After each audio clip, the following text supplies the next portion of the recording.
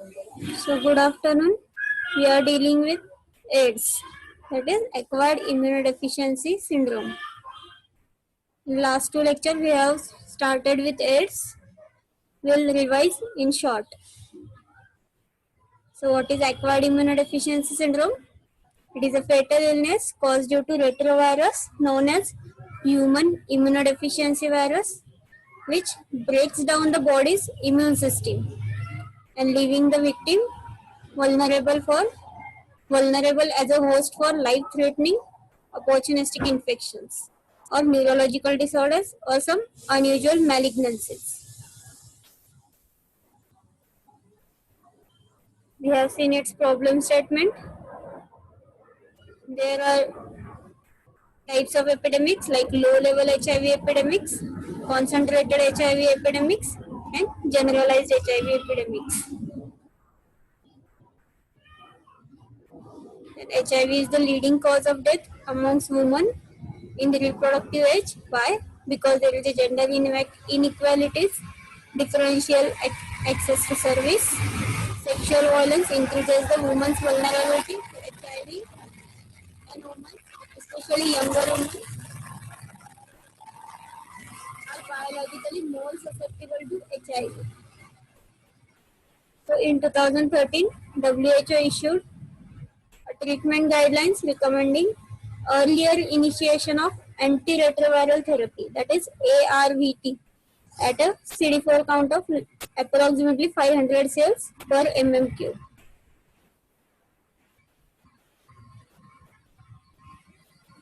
We have seen its problem statement in India also.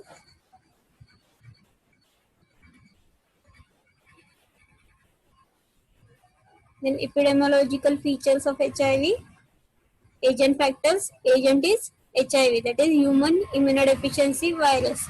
Initially it is known as lymphadenopathy associated virus, that is LAV, or human T cell lymphotropic virus 3, that is HTLV3. The meaning of HIV: H means it can affect only to humans. Immunodeficiency means it damages immune system of people which they infect, and virus is retrovirus, which is RNA virus. So morphology of HIV virus: the virus is 1/10,000 millimeter in diameter. See how small it is.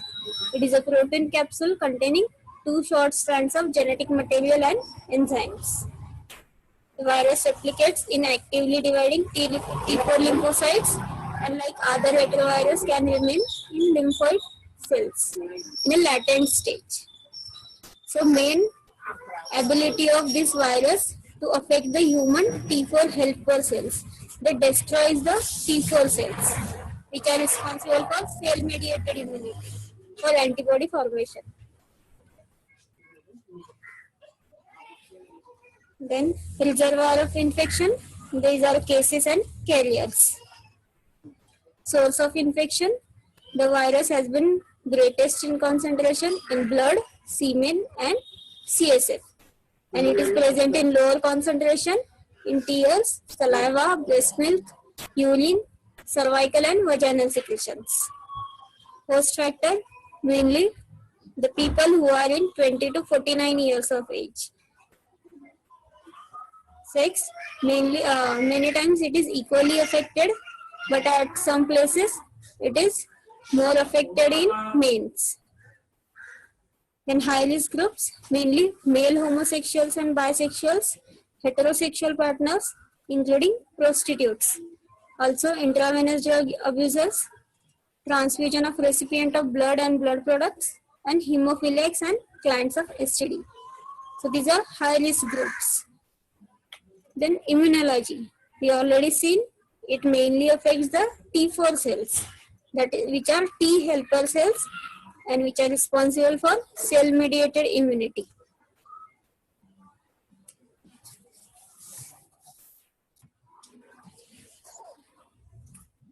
Consequently, people with AIDS having low overall white blood cell count.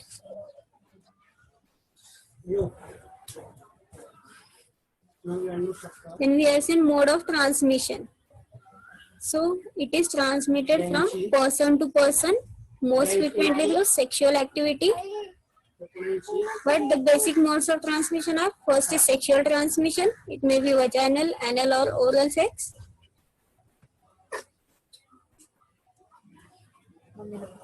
Second is through blood contact, that is contaminated blood transfusion,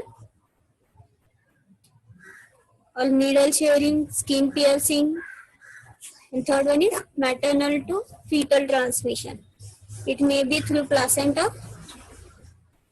to her infant during delivery or by breastfeeding. We can prevent the transmission of HIV from mother to child by starting with antiretroviral drug prophylaxis, elective cesarean section before onset of labor and rupture of membrane, and by refraining from breastfeeding. There is no evidence that HIV is transmitted through mosquitoes or any other insect bite. It cannot be transmitted by usual social contact with infected person, including household persons. It is not transmitted by food or water. Incubation period. Its incubation period, it is very uncertain. It may be from few months to 10 years or more than 10 years. The virus can lie silent in the body for many years. Then we have seen clinical manifestation. It is in 4 stages. First is initial infection with virus and development of antibodies. Second is asymptomatic carrier state. Third is AIDS-related complex, and fourth one is AIDS. So initial infection, it is very mild illness, or maybe some patient have no symptom for the first 5 years. But at this stage, they can transmit the virus to others. So the period before antibody production, it is called as window period. And mainly in this window period, patient is highly infectious to others, but test is negative. So the patient himself is not known that he is having HIV. Then second stage is asymptomatic carrier state. Infected people have antibodies, but no overt signs of disease except persistent generalized lymphadenopathy. Means here are also no proper signs and symptoms. Only generalized lymphadenopathy is present. Then AIDS-related complex. A person with ARC has illness caused due to damage to immune system, but without the opportunistic infections and cancers associated with AIDS. Means the symptoms which came from damage to immune system. These are not from opportunistic infections or cancer. The opportunistic infection and cancers are included in last stage. This symptom group includes unexplained diarrhea lasting longer than a month, fatigue, malaise, loss of more than 10% body weight, fever, night sweats, or other mild opportunistic infections. Then last stage is AIDS. This is the end stage. Here, number of opportunistic infections are present, and also cancer is also present. Mainly tuberculosis and Kaposi sarcoma are usually seen very early. And these are diagnostic for HIV infection. There are number of infection in last stage, like tuberculosis, persistent generalized lymphadenopathy, Kaposi sarcoma, oropharyngeal candidiasis, cytomegalovirus retinitis, pneumocystosis, Carini pneumonia, Toxoplasma encephalitis, hairy leukoplakia, cryptococcal meningitis, herpes zoster or shingles, severe prurigo or pruritic dermatitis, and severe or recurrent skin infections. Till here we have already seen. So today we'll start with HIV/AIDS diagnosis. So diagnosis of AIDS. How to do diagnosis? There are mainly 2 steps. First is clinical diagnosis and second is laboratory diagnosis. So first, before lab test, we should know how to clinically diagnose AIDS. So WHO given some criteria. So first criteria, WHO case definition for AIDS surveillance. WHO said that for the purpose of AIDS surveillance, an adult or adolescent, that is the person more than 12 years of age, is considered to have AIDS if at least two major signs are present in combination with at least one minor sign. What WHO says, the patient is said to be having AIDS if he has two major signs and one minor signs, and these signs are not related to HIV. So,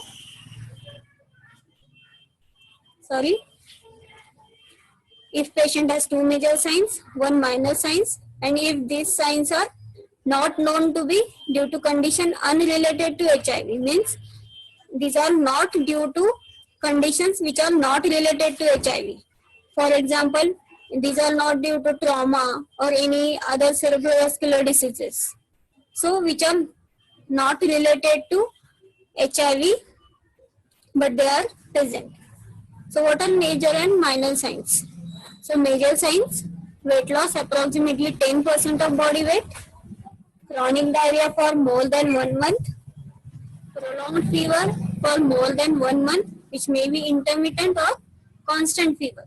So these three are major signs: weight loss, chronic diarrhea, and prolonged fever. Minor signs, these are persistent cough for more than 1 month, generalized pruritic dermatitis, history of herpes zoster, oropharyngeal candidiasis, and chronic progressive or disseminated herpes simplex infection, and generalized lymphadenopathy. So, if two major signs and any one of the minor sign is present, we say the patient is having AIDS. And the presence of either generalized Kaposi sarcoma or cryptococcal meningitis is sufficient for diagnosis of AIDS for the surveillance purpose, because this cancer, Kaposi sarcoma and cryptococcal meningitis, that is common symptom of HIV in last stage. This clinical case definition was developed to enable reporting of number of people with AIDS for the purpose of public health surveillance, not for patient care. This method or case definition is derived for the purpose of public health surveillance. However, the purpose of individual case management, it is useful to be able to diagnose whether illness may be related to HIV infection. Because, so why it is needed to diagnose clinically? Why? The clinical manifestation can be reliable indicator of underlying HIV infection. Also, if we can diagnose clinically, we can avoid overuse of HIV testing. Testing is used to confirm the suspected HIV infection rather than as a diagnostic tool in first instance. Means if we can diagnose clinically, we can avoid the overuse of HIV testing, which will be used for confirmation of HIV. Also, if we diagnose clinically, a patient with suspected HIV infection can be counseled about having HIV test and the implication for them and their sexual partners, self-care and nutrition. Also, many HIV-related illness can be treated, improving the patient's quality of life. And if the diagnosed cases clinically, certain drugs like thiacetazone cause severe side effects in people with HIV infection, and this should not be prescribed for them. So we can avoid some drugs which have side effects for HIV infection or which increases the infection. We can avoid that drugs also. In children, the case definition for AIDS is fulfilled if at least 2 major signs and 2 minor signs are present, and these signs are no other known cause of immunosuppression. So in children, what are major signs and minor signs? These are likely similar for adults. Major sign, weight loss or abnormally slow growth, chronic diarrhea for more than 1 month, prolonged fever for more than 1 month. And in minor signs, generalized lymph node enlargement, oropharyngeal candidiasis, recurrent common infections, for example, ear infection and pharyngitis, persistent cough, and generalized rash. So, also confirmed HIV infection in mother counts as a minor criteria. So, when 2 major criteria and 2 minor criteria are present in children, they are known to have AIDS.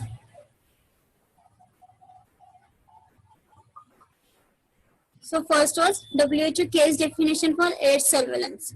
But after that, WHO expanded this criteria. So second criteria is expanded WHO case definition for AIDS surveillance. So for the purpose of AIDS surveillance, an adult or adolescent more than 12 years of age is considered to have AIDS if a test for HIV antibody gives a positive result and one or more of the following conditions are present. Means in first criteria, we are not doing the laboratory test. In second criteria, we are doing the HIV antibody test which is positive, and with that some conditions are also be present. So what are that conditions? These conditions are 10% body weight loss or cachexia. Cachexia means muscle wasting with diarrhea or fever or both. It may be intermittent or constant for at least 1 month. Second is cryptococcal meningitis, pulmonary or extrapulmonary tuberculosis, Kaposi sarcoma, neurological impairment that is sufficient to prevent independent daily activities, but this not to be due to condition unrelated to HIV infection. For example, trauma or cerebrovascular accident. Also presence of candidiasis, mainly of the esophagus, recurrent episodes of pneumonia and invasive cervical cancer. Means any one of these condition is present and HIV antibody test is positive, then we can say the patient is having AIDS. What is the importance of this second criteria? This criteria has major features like we do the HIV serological test, and it also includes broader spectrum of clinical manifestation of HIV such as tuberculosis, neurological impairment, pneumonia, and invasive cervical cancer. So this criteria is very simple to use than initial criteria, and this has higher specificity. So nowadays this second criteria is more used for clinical diagnosis. Then WHO also given the clinical stages of HIV infection. So WHO has developed clinical staging system which is mainly for prognosis of case, and it is based on clinical criteria. So clinical condition or performance score, whichever is the higher, it determines the patient is at clinical stage. It may be 1, 2, 3 or 4. Clinical stage is important as a criteria for starting antiretroviral therapy. Then stages. So first, clinical stage 1, it is asymptomatic stage or patient may have persistent generalized lymphadenopathy. Then second stage, in second stage, the symptoms are present in moderate form, that is moderate unexplained weight loss, recurrent respiratory tract infection like sinusitis, tonsillitis, otitis media, pharyngitis, then herpes zoster, angular cheilitis, recurrent oral ulceration, papular pruritic eruptions, seborrheic dermatitis, and fungal nail infection. Then third stage, unexplained severe weight loss, unexplained chronic diarrhea for longer than 1 month, unexplained persistent fever more than 1 month, persistent oral candidiasis, oral hairy leukoplakia, pulmonary tuberculosis, severe bacterial infection, for example, pneumonia, empyema, meningitis, bone or joint infection, bacteremia, severe pelvic inflammatory diseases, or acute necrotizing ulcerative stomatitis, gingivitis, or periodontitis.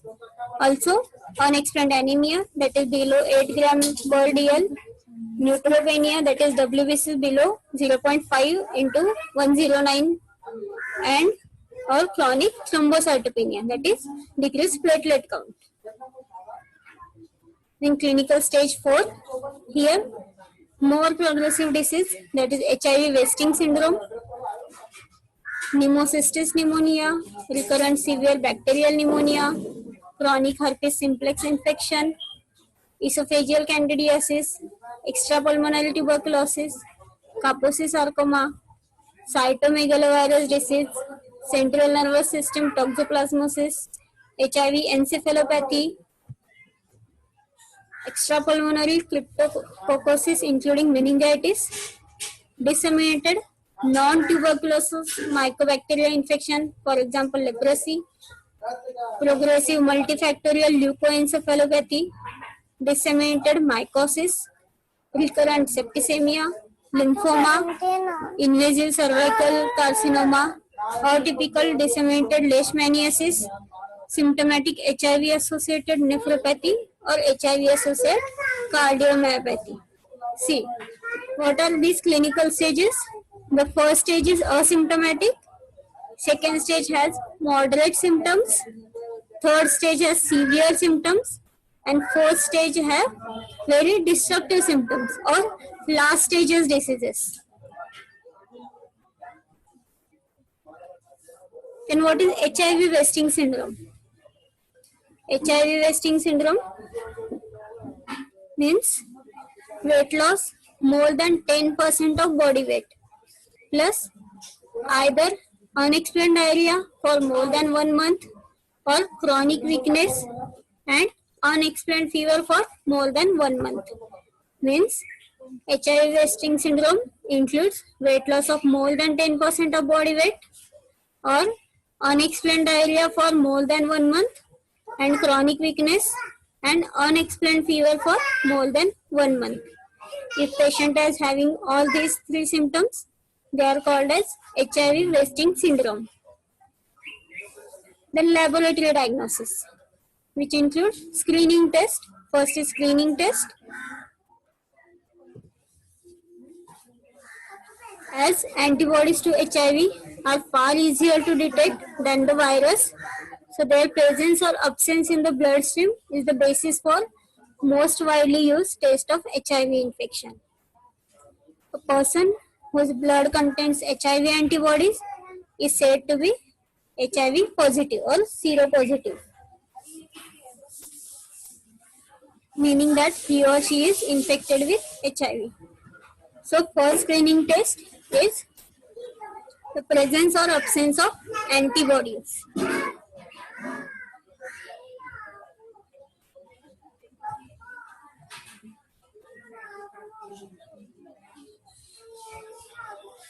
At present, to ensure accuracy, there are two different tests are used for antibody detection. So first test is which is sensitive to detect HIV antibodies. It is called as ELISA. ELISA means enzyme linked immunosorbent assay. So it is first sensitive test for detection of HIV antibodies. And second test, it is called as confirmatory test, and that test name is Western blot test. This is highly specific test means it is based on detecting specific antibody to viral core protein and envelope glycoprotein. So it is more specific than ELISA. So two antibody tests are present, ELISA and Western blot test. Then second lab investigation is virus isolation. A test for virus itself would eliminate the painful uncertainty of AIDS infection. So this HIV virus can be recovered from cultured lymphocytes. This type of testing is very expensive and requires extensive laboratory support.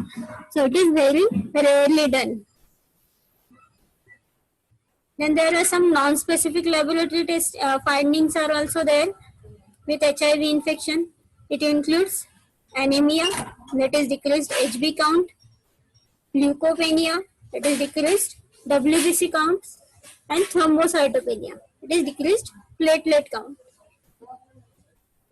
There are some laboratory markers are available for prognosis of HIV. This is main, I already told you, CD4 lymphocyte count, that is T helper cell count. As the count decreases, the risk of opportunistic infection increases. People with healthy immune system usually have more than 950 CD4 cells. But people with AIDS usually have CD4 cell count below 200. And if patient is having CD4 count of 500 cells, then we should start with antiretroviral therapy. So CD4 count is very important for adjustment of dose of ART. So we'll revise laboratory findings. First test is HIV enzyme linked immunosorbent assay, that is ELISA.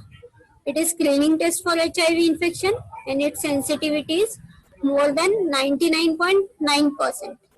And to avoid false positive results, repeatedly reactive results must be confirmed with Western blot. So after ELISA, we should confirm this HIV infection by Western blot test. So what is Western blot test? It is the confirmatory test for HIV and its specificity is more than 99.99%. In CBC, we should see for anemia, neutropenia and thrombocytopenia. Then absolute CD4 lymphocyte count. It is a widely used predictor for HIV progression. Risk of progression to HIV/AIDS, opportunistic infection or malignancy is high with CD4 count less than 200 cells. Then CD4 lymphocyte percentage. Percentage may be more reliable than CD4 count. Risk of progression to an AIDS, opportunistic infection or malignancy is high with percentage less than 14%. Then HIV viral load test. This test measures the amount of actively replicating HIV virus. It correlates with disease progression and response to antiretroviral drugs. Then B2 microglobulin, cell surface protein indicative of macrophages, monocyte stimulation. Its levels more than 3.5 mg per dl are associated with rapid progression of disease. It is not useful with intravenous drug users. Then P24 antigen, it indicates active HIV replication, means how fast HIV is replicating, means doubling. Tends to be positive prior to seroconversion or with advanced disease.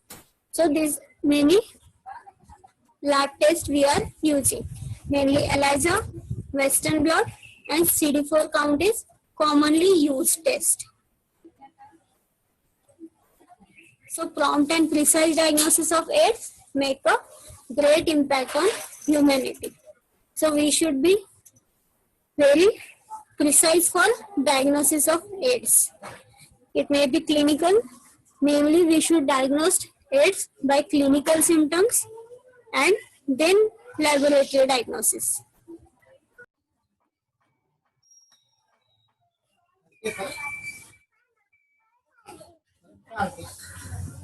So, yesterday we have seen about diagnosis of AIDS. Today we will see prevention of HIV/AIDS.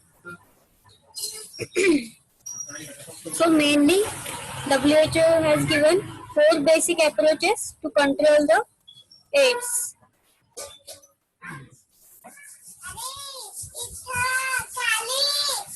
which includes, first one is prevention of AIDS, which includes education, prevention of blood-borne HIV transmission. Second one is antiretroviral treatment. Third one is specific prophylaxis, and fourth is primary health care. So there are 4 basic approaches in the control program of AIDS. That is prevention, antiretroviral treatment, specific prophylaxis, and last one is primary health care. So we will go one by one. First is prevention. In prevention, first is education. Until a vaccine or cure for AIDS is found, the only means at present available is health education to enable people to make life-saving choices. For example, avoiding indiscriminate sex, using condoms, but there is, however, no guarantee that use of condom will give full protection. One should also avoid use of shared razors, toothbrushes. Intravenous drug users should be informed that the sharing of needles and syringes involves special risk. So first point in prevention is education, which is more important. Also, women suffering from AIDS or who are at high risk of infection should avoid becoming pregnant, since infection can be transmitted to the unborn or newborn infant. Educational material and guidelines for prevention should be made widely available. All mass media channels should be involved. All mass media should be involved in educating the people on AIDS, its nature, transmission, and prevention. This also includes international travelers. So, main aim in prevention of control program is education of the people about its nature, transmission, and prevention. So, you can see in image, stop AIDS by the safe sex, regular testing, no intravenous injections like no drug abuse, and only single partner. Avoid indiscriminate sex. Then second one is prevention of blood-borne HIV transmission. So people in high-risk groups should be urged to refrain from donating blood, body organs, sperm, or other tissues. All blood should be screened for HIV-1 and HIV-2 before transfusion. As we already seen, there are 2 types of HIV. So both HIV-1 and 2 should be screened. Transmission of infection to hemophiliacs can be reduced by introducing heat treatment of factors, factor 8 and factor 9. Also, strict sterilization practices should be ensured in hospitals and clinics. Also, pre-sterilized disposable syringes and needles should be used as far as possible. One should avoid injections unless they are absolutely necessary. So these are preventive methods. First is education, and second one is prevention of blood-borne transfusion infection. Next is antiretroviral treatment. Second point in control program is antiretroviral treatment. The word itself suggests anti means against, and retrovirus, it is the HIV virus is a retrovirus family. It is from retrovirus family. So the medicines which are against that retrovirus. So we should start antiretroviral treatment. At present, there is no vaccine or cure for treatment of HIV infection or AIDS. However, the development of drugs that suppresses the HIV infection itself rather than its complications has been important development. So there is no vaccine or cure for the HIV infection. We only suppresses the HIV infection for developing complications. So it is only used as a suppression. This antiretroviral treatment therapy has proved to be useful in prolonging the life of severely ill patients. The availability of agents in combination suppresses the HIV replication, and it has a profound impact on natural history of HIV infection. So we will see about classification of drugs used in antiretroviral therapy, that is ART. The drugs are classified as: first is nucleoside reverse transcriptase inhibitor. In that, drugs used are abacavir, didanosine, emtricitabine, lamivudine, stavudine, and zivoudine. Second classification, nucleotide reverse transcriptase inhibitors. First one is nucleoside reverse transcriptase. It is nucleotide reverse transcriptase inhibitor. In that, it includes tenofovir. Third one is non-nucleoside reverse transcriptase inhibitors. Drug include are efavirenz, etravirine, nevirapine. Fourth is protease inhibitors. It includes atazanavir plus ritonavir. These are combinations which are used in ART.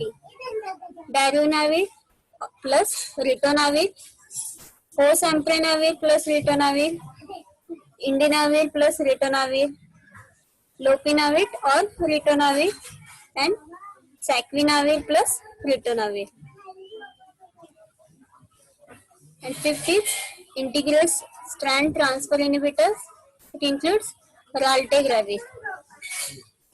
So these are antiviral drugs which are used in ART treatment.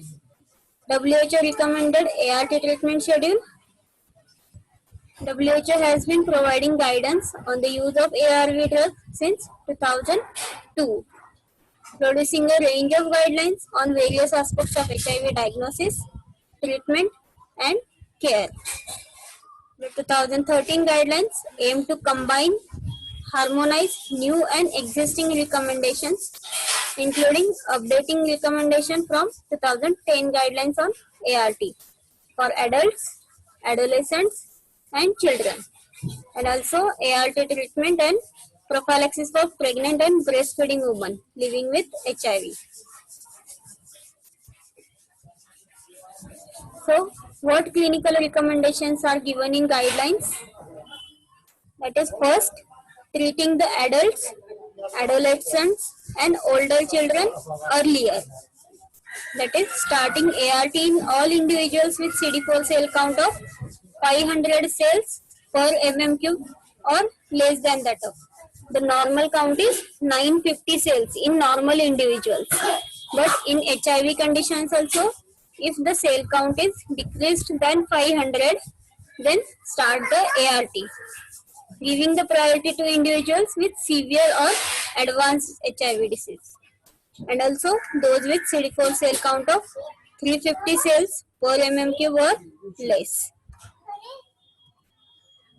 Then second guideline is given, that is starting ART at any CD4 count for certain population with HIV, including people with active TB disease. Means if any other condition is present, start the ART without seeing CD4 count. People with hepatitis B virus co-infection with severe chronic liver diseases, HIV positive partners with discordant couples, pregnant and breastfeeding women, children younger than 5 years of age. So in this group of people, we should start ART immediately. Also, a new preferred first line ART regimen harmonized for adults, pregnant and breastfeeding women and children under 3 years and older. Fourth is the use of viral load testing as a method approach to monitoring success of ART and diagnosis of treatment. So after giving ART, we should check for viral load testing for the diagnosis, treatment, failure, in addition to clinical and also CD4 monitoring of people receiving ART. So after giving ART, we should check for viral load testing. Also we should check clinical condition of patients and also check for CD4 counts for the success or failure of treatment. Fifth is community-based HIV testing and counseling should be done, and HIV and testing of adolescents to diagnose people with HIV earlier and link them to care and treatment. So these guidelines are given by WHO in 2013. Then WHO also given post-exposure prophylaxis, that is PEP. Post-exposure prophylaxis for HIV consists of comprehensive set of services to prevention of infection developing in exposed person, which includes first aid care, counseling and risk assessment, HIV testing and counseling, and depending on risk assessment, the short-term provision of antiretroviral drugs with support and follow-up. So what it includes? First aid care, counseling and risk assessment, HIV testing and counseling, and depending on risk assessment, the short-term provision of antiretroviral drugs with support to them and also for follow. Then what is the eligibility for post-exposure prophylaxis? Post-exposure prophylaxis should be offered and initiated as early as possible to all individuals with exposure that has potential for HIV transmission, and it should be started ideally within 72 hours. So, what is eligibility for post-exposure prophylaxis? So, it should be offered and initiated as early as possible to all individuals with exposure that has potential for HIV transmission. It should be started within 72 hours.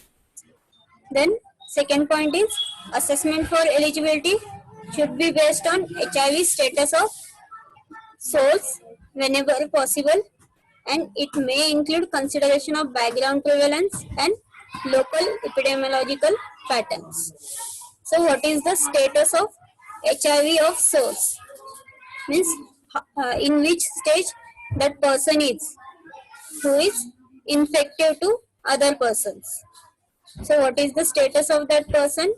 It is based on the stage of HIV.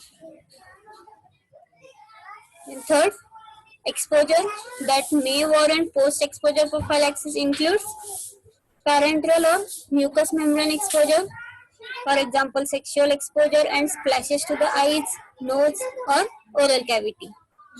Also, the following bodily fluids may pose a risk of HIV infection, for example, blood-stained saliva, breast milk, genital secretions, cerebrospinal fluid, amniotic, rectal, peritoneal, synovial, pericardial or pleural fluids.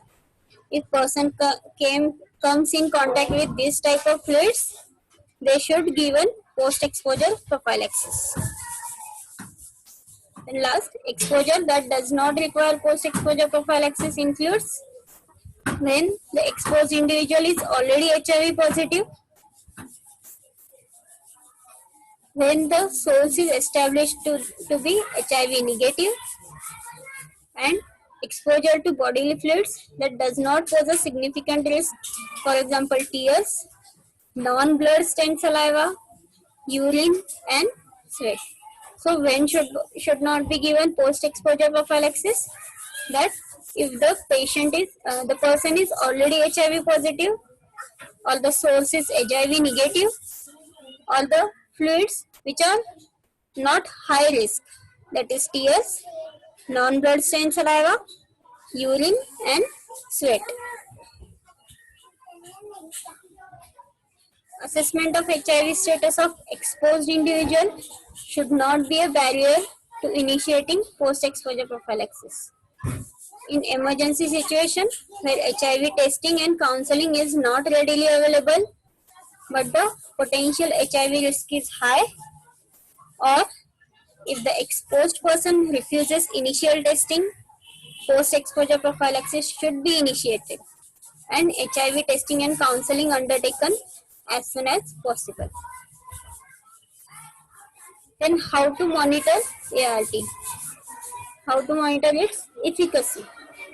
So efficacy is monitored by clinical improvement in the patient, that is gain in the body weight, decrease in occurrence and severity of HIV related diseases, for example infections and malignancies, and second, increase in total lymphocyte count, as lymphopenia is common in HIV. Third is improvement in biological markers of HIV, for example CD4 plus T lymphocyte count and plasma HIV RNA levels. So by this we can monitor the efficacy of ART. It is successful or it is failure. So first is clinical improvement, that is gain in body weight, decrease in occurrence and severity of HIV related diseases. Second is increase in total lymphocyte count. And third is improvement in biological markers of HIV, that is CD4 T lymphocyte count and plasma HIV RNA levels. Third one is specific prophylaxis.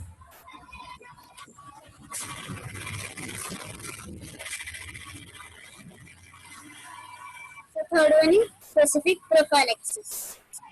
Until more effective antiretroviral therapy becomes available, the main aim of existing therapies will be to treat the manifestation of AIDS. Means even we are giving ART to the patient, we are not sure that it will cure the patient fully. We only decreases the complication or we suppresses the HIV infections.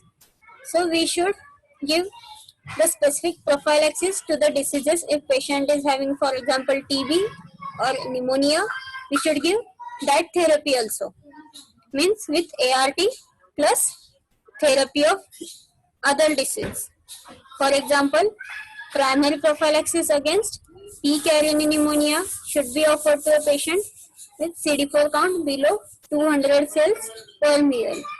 Means if CD4 count is below 200 cells, we should give primary prophylaxis against P. carini pneumonia.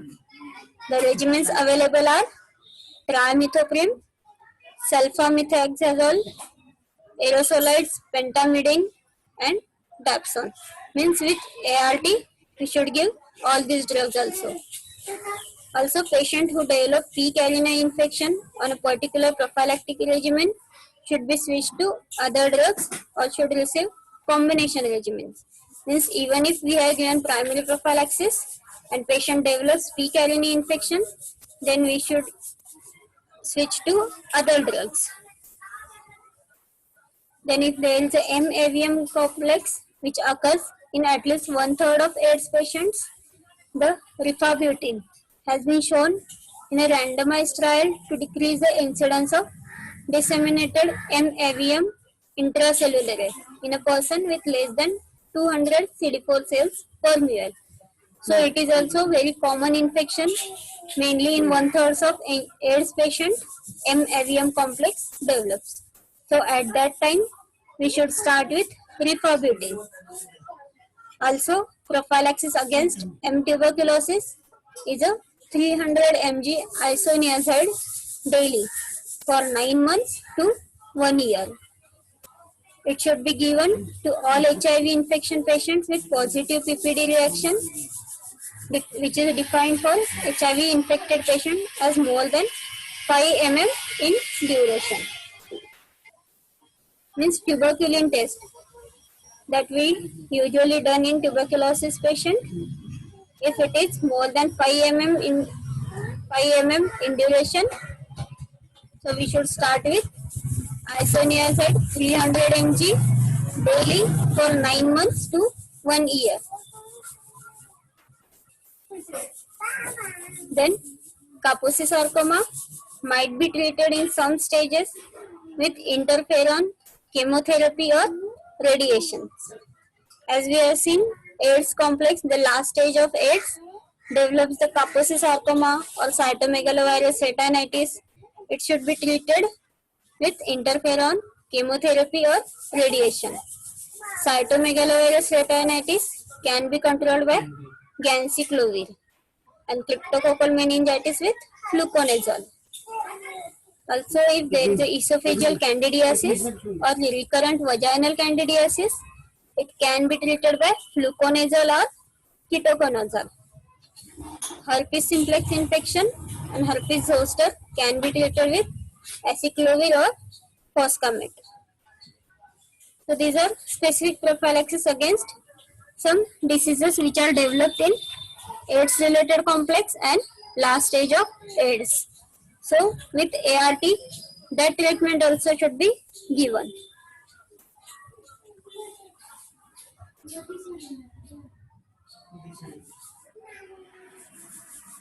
Then primary health care, because of its wide-ranging health implication, AIDS touches all aspects of primary health care, including mother and child health, family planning and education. So it is important that AIDS control program are not developed in isolation. Integration into country's primary healthcare system is very essential. As if we included it in primary healthcare, it will more create a awareness in people for prevention and its treatment and for early diagnosis. Then there is also National AIDS Control Program. The WHO launched Global Program on AIDS on Feb 1, 1987 to provide global leadership and to support the development of National AIDS Program. We'll go it in detail when we'll study about national programs. So, when we celebrate World's AIDS Day, it is on 1st December.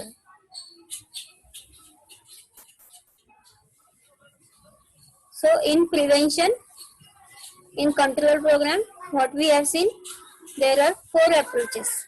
Prevention, antiretroviral treatment, specific prophylaxis, and last one is primary health care.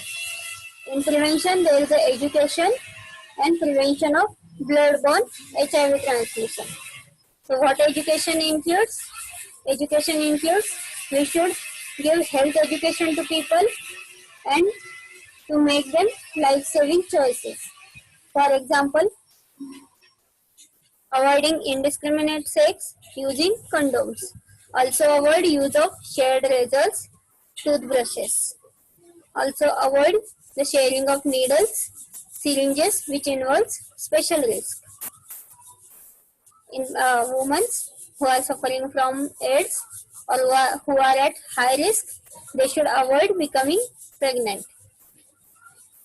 Also, education material and guidelines for prevention should be made widely available.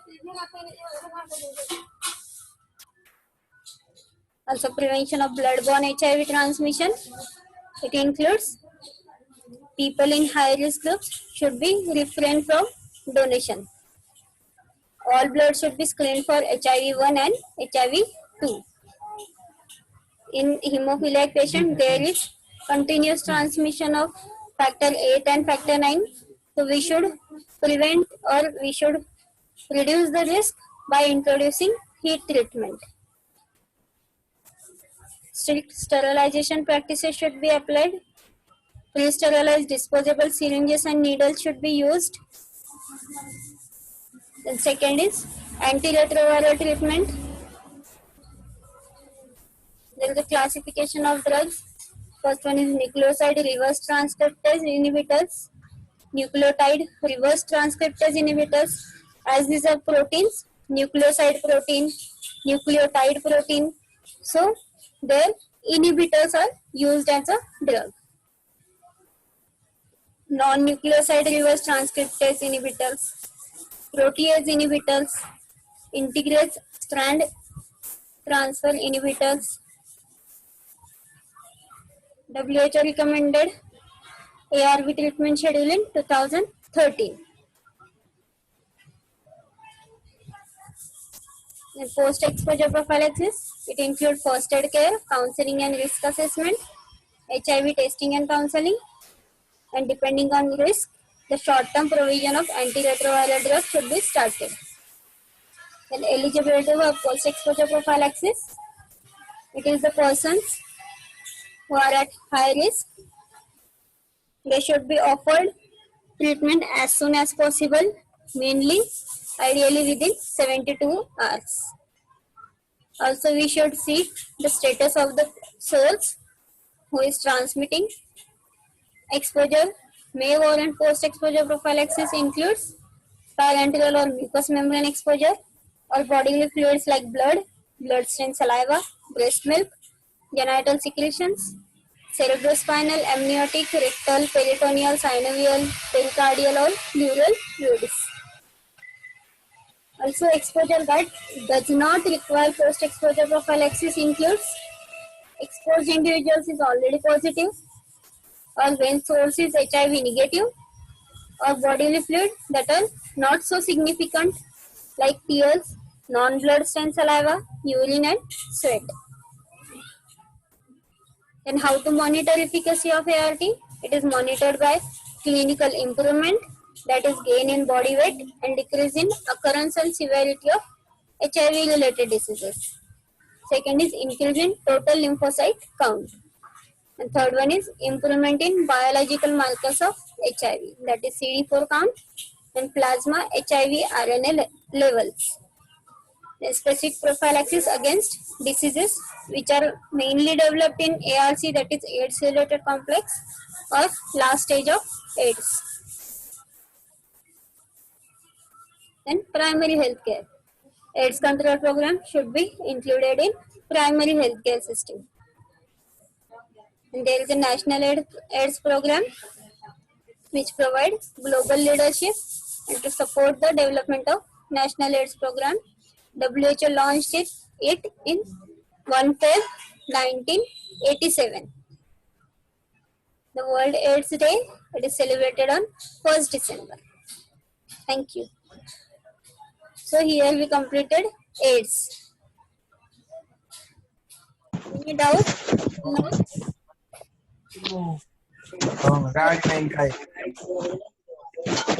Priyanka त्यांचा message येतात की त्यांचं सारखं disconnect होतं.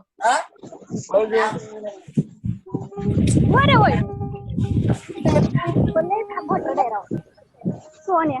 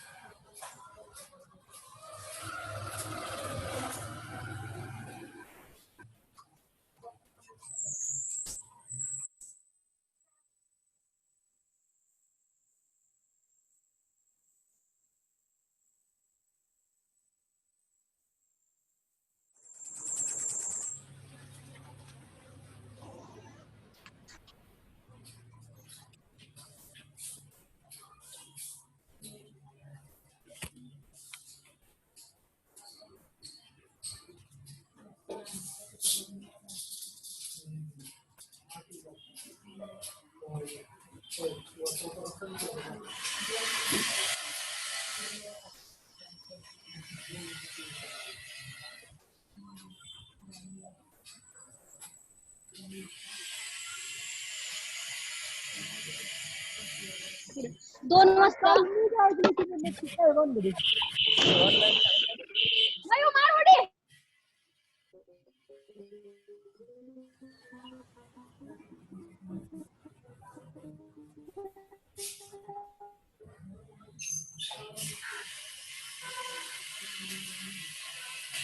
Next lecture will be on next Thursday, Friday, and Saturday.